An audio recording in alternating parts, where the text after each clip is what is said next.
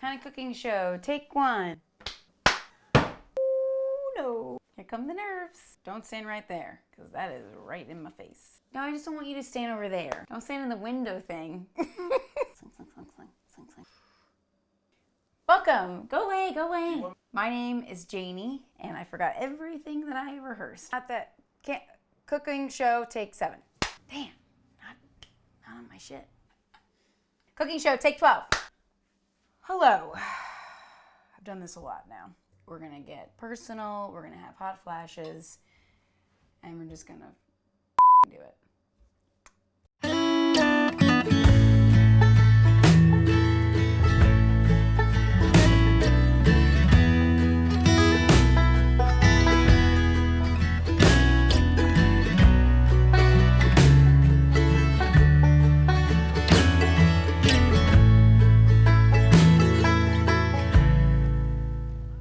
Welcome to a kind of cooking show. My name is Janie. We're gonna make some shit up today. I'm a 2-time cancer survivor, and the reason why you are here is because we're going to use my cancer journey as an excuse to bake our feelings out of our bodies. We're making it up. I'm having a hot flash. So today we're gonna make soft pretzels. And the reason why we're making soft pretzels is because my second round of treatment, I made soft pretzels.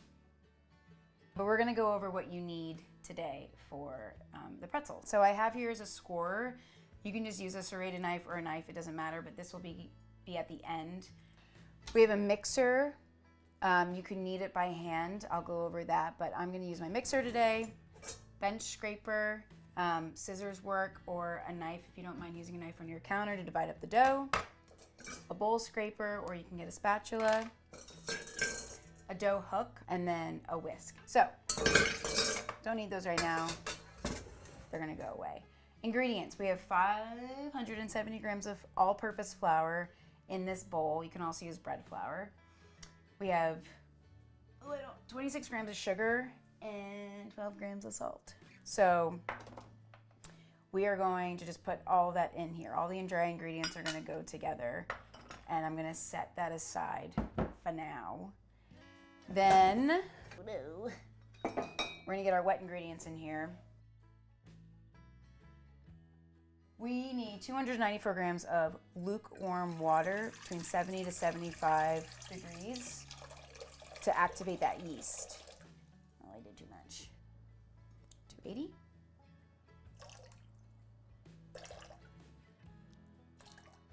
Okay. And then in the warm water, you need 8 grams of yeast, or 3 teaspoons. Okay. Into the warm water. Give it a minute, let it activate. I'm gonna give a quick whisk. All right, and we're gonna give that just a few seconds to wake up in the warm water, and then we'll go from there. Okay, so the yeast is doing its thing. I can show you. It's bubbling, it's alive. That's all we really care about. So I'm gonna hook it up to my mixer, and at this point, if you don't have a mixer, that's perfectly fine. I'm gonna mix it for about 5 to 8 minutes. If you are mixing by hand, I would say 10 to 12 minutes by hand. It's gonna be a little sticky, but you just want it to get to a nice smooth and elastic point. Oh, I forgot. You need 113 grams of butter, which is a stick of butter, which is 8 tablespoons of butter, and it needs to be soft. So, don't say so. Put your thing on the thing, hook your dough hook. You need to use your dough hook. We have our water and our yeast in there. Crack our egg. Oh yeah, you need an egg. Put an egg in there. Do it. Told you we make it up. Get your whisk. I'm using my attachment of my mixer, and you just break that egg up real quick. Don't gotta be perfect. And then get your dry ingredients, sugar, salt, flour, pour it on in there. And now we mix.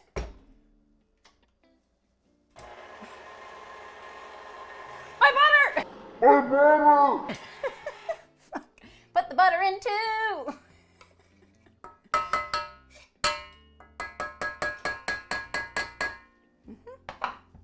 It's technique, motherfucker. All right, let it go. All right, butter's going, incorporating, the eggs are going, it's coming together, it's gonna be great. 5 minutes, 5 to 7 minutes. All right, halfway, it's coming together. So the dough has been in the mixer for about 5 to 7 minutes, and looks good. We're gonna take it off the dough hook, and it's pretty tacky, but nice and smooth and elastic. Almost kind of like a brioche because of all that butter. So it's nice, feels good. So take it out of the bowl, put it in your other bowl, and you're gonna let it rest for an hour. So it's actually been 1 hour. Our dough has been resting. So brioche, I love it. And we're going to put it onto the counter. So a little flour. Take it on out. It's really, really nice. It's really soft. So we're gonna divide it into 10 pieces, 105 grams each. This is where a scale really comes in handy, clearly. If you don't have a scale, it really doesn't matter. Make them as big as you want, make them as small as you want, but try to make them the same size so they cook at the same time. So here we go, fun part. We're going to, always love when you get it right. Way too big. So 105 grams, divide it all up, easy peasy. Okay, so they're all divided, roughly 105 grams each. And next up, you're going to roll them in into little balls. You don't want them to be too tight. So why the hell am I doing a cooking show? I've thought about it for a long time. I feel like I have a story to tell with my cancer journey. I feel this urge to make a connection with, especially the young adult cancer community, where I feel like we get overlooked sometimes. And you know, childhood cancer, that gets really overlooked in terms of funding and research. And I love to bake and I love to cook. I've been in the culinary world in restaurants since I was 20, and I went to culinary school, and I really can't see a better opportunity to combine something that happened to me, getting diagnosed, and my job and my passion. During both during both diagnoses, food was, it's an interesting relationship, a cancer patient and food. You know, it's, you need to eat, you don't want to eat, you can't eat this, you can't eat that. And so when I did eat, it was, I remember after my second round of chemo, you know, and chemo was rough, and my mom made pasta, a really simple red sauce pasta. And I ate probably like 2 or 3 bowls, and it was a party. I mean, my mom was almost in tears. She was so happy that I was eating. So it's just about that. It's just, I'm not trying to change the world. I just want to have fun and do it while baking, and I feel like I have a story to tell, and we're going to do that through food. So, divided, shaped, we're chilling. We're going to rest for 30 minutes. Hold on. 30 minutes. We're gonna let it rest. I'm gonna put this on a cutting board, cover it 30 minutes, and then we're gonna make our pretzel shapes. The little baby balls have been resting for 30 minutes. They rose. It's not the craziest dough of rising that I've experienced, but I can feel and see that the yeast is doing its job. You can just kind of see the strands and the air bubbles. So I do know that we are okay. I hope so. All right, shaping pretzels. What joy. I've done this a few times. First things first, kind of like if you ever shaped a baguette, which I have, you're gonna take it and make it a little pancake, and then you're gonna fold it on top of itself, if that makes sense, like a little log. So you just take one end and you just fold, fold, fold until you get to the end, like so. Yeah, there's like one little slit at the end, the crease at the bottom. My favorite, I love playing with dough. It is, I used to play with dough as a little girl all the time growing up. So this is my joy.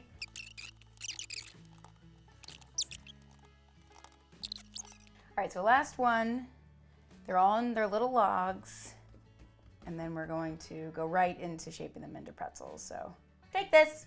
Thanks, husband. Okay, a little bit of flour, just a little bit.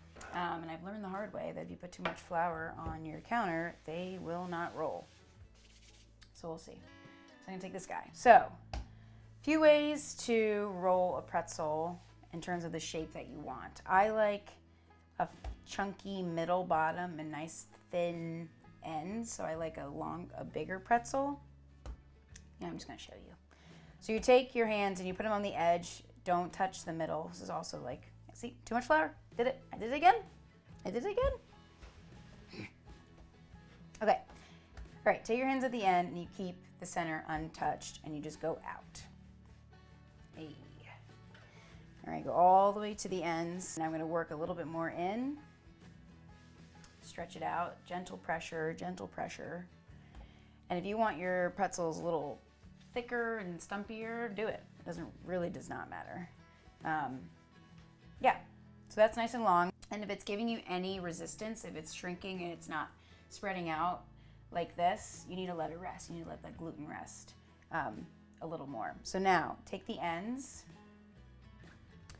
bring them together. We got a 1 twist, we got the 2 twist. Take these guys, and you're gonna press them down on that chunky part. Yep.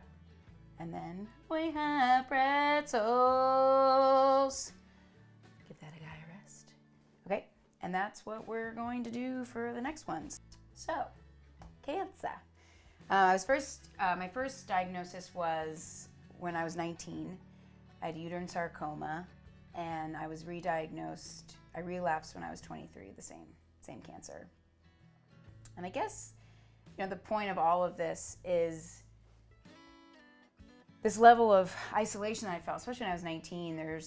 It's a weird, the cancer world for me, this is all from my perspective. There's no wrong way that people deal with cancer, and this is just my perspective and what I thought and how I dealt with it. But when I was 19, you just don't really fit in anywhere in the cancer world, as weird as that sounds. There's as little funding as childhood cancer gets. You either feel like the attention goes to the young children or the over age of 42 or whatever. And so there's this weird kind of no man's land that I felt when I was 19, because you're just kind of coming into your own, then all of a sudden you get whacked with a cancer diagnosis and you're completely dependent on everyone around you. And it was really, really hard, and it was really, really isolating. And I try to find groups, and I try to find anything to not feel this way. And I didn't find anything. I eventually found a group called First Descents, which is phenomenal. It's about bringing young adult cancer survivors or current patients out into the woods together, and a community that is unlike anything I've ever experienced. But that was years later. But during treatment, I would Google things, I would search. I even went to some groups, and everyone in there, and it was a young adult cancer group, and I was the youngest by probably 12 years. And it was horrible. Not only was I going through cancer, I just felt so alone. And, long story short, I just want to be that connection for that person that's possibly going through what I was going through then. You Google young adult cancer and my show pops up. That's the point. I've been in the culinary world, and I do know what I'm talking about somewhat, but that doesn't really matter. The point is to form that connection through a TV screen, if so be it, and not a TV show where it's about stats and about drink asparagus juice and all of a sudden your cancer and your tumors will go away. Like, we're done with that.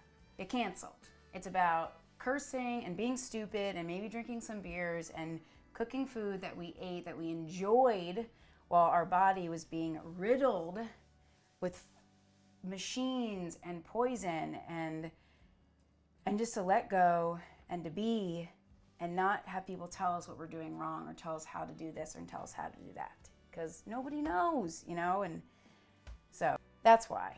And It makes me happy, and if that's all that comes out of it, then so be it. I'm shaping the fuck out of these pretzels. You're gonna shape the pretzels, and you're gonna let them rest for 30 minutes uncovered. Uncovered. You need them to form a skin, because when we put them in our baking soda bath, which I will explain, they will, it'll help keep their shape. Okay. So, put them on the baking sheets. Parchment paper is, well, it's not crucial, but you should do it. And I'm gonna put them in the oven. So they've been, put them in the fridge. They've been resting for 30 minutes on the counter uncovered. And you can see that there's a skin that's already forming here. So next I'm gonna put them in the fridge for 45 minutes. They're uncovered still. Keep that skin formation. Disgusting sounding, sorry. And the reason we put them in the fridge is they're fermenting still, and they will be firmer. So when we put them in our baking soda bath, it will make our lives easier. Baking soda bath. Have not talked about it at all. So traditionally, pretzels are used with a lye solution, but lye can be, when it's not diluted, can be really caustic. It'll burn your skin. And I have a dog, and I don't want him to get burned by mistake, and I don't trust myself. So we're doing baking soda instead. It's not as potent, but it's perfectly fine, in my opinion. And the reason for baking soda and lye, it gives it that shine and that brown and that really nice color, and kind of just makes a pretzel a pretzel, basically. All right, so it's been 45 minutes, and I took these guys out of the fridge. They're V-firm, and they have grown skin. So in here I have 90 grams of baking soda, and this is my bubbler, and it's super hot, and I'm gonna pour it in here. So you want it super hot, that's the technical term, so the baking soda dissolves. Kind of making this up. I'm gonna take and this is why you put it in the fridge, so it's nice and firm, so it's easier to work with. I'm gonna take my Pretz, and if you can see, and I'm gonna put it in the water, and I'm gonna put it in for, I'd say 30 seconds. It's fully submerged. I'm gonna do 2 at a time. And you really wanna make sure it gets nice and coated, and they're not really changing shape, which is good. But you wanna make sure they're nice and soaked, because that's where, like I said earlier, baking soda gives that flavor, the color, and the shine. So this is gonna take a minute. If you're doing it my way, you might need to refresh your water and make it a little hotter halfway through, because each pretzel is gonna make it a little colder, but I think we're doing okay right now. All right, 30 seconds? Yeah, why not? I need a different device. I would get a slotted spoon. Get a slotted spoon. All right. And that's a pretzel. Check back in with you in a minute. So I think I left them in the water for too long the first round. You should just set a timer. I'd say about 15 seconds works. But these are looking a little better. And then while they're wet, whatever flavor you want, I'm just gonna do kosher salt. I would sprinkle so the toppings stick. Oven is preheating to 450, and keep it rolling. Keep that soak. I don't think I need to change my water. It's still pretty hot. All right. Try to get it. All right, so we're getting to the end. I made pretzels a lot. Full disclosure, I'm making them for the first time with you right now. This way. That's okay. That's all right. I'm not, like I said, we're just playing around. I'm going to score the bottom, my chunky butts. So, okay, salt. Take this guy, move you. And nice just slashes on the bottom. Quicker the better. At an angle. Bop. Bop. Bop. Bop. All right, and they're going in the oven. So we're going to put them in the oven at 450 for 10 minutes. And then we're going to set the oven down to 425 for about 8 minutes. So pretzels have been in the oven, 450, I think I did 8 minutes. And then 425, I did 11 minutes. I'm about to take them out. Real time. This is happening. Oh, shit.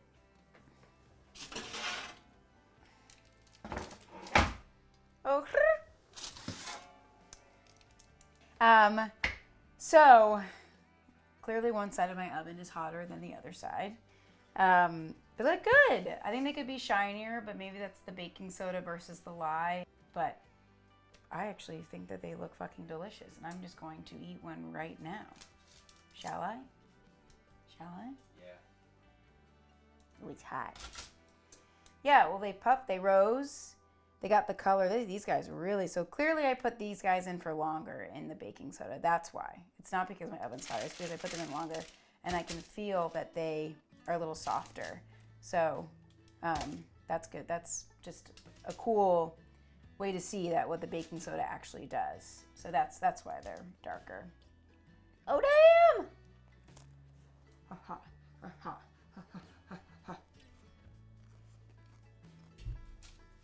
I guess in cooking shows they like wait and let it cool, but I just went for it. It's yummy. Oh my god. It tastes like a pretzel. It's really good. They're very rustique, if you will. Clearly baking soda make them darker. That's all I got. I'm tired. I want to eat my pretzels with my husband and drink some beer. But thanks for watching. Fuck cancer. Bye.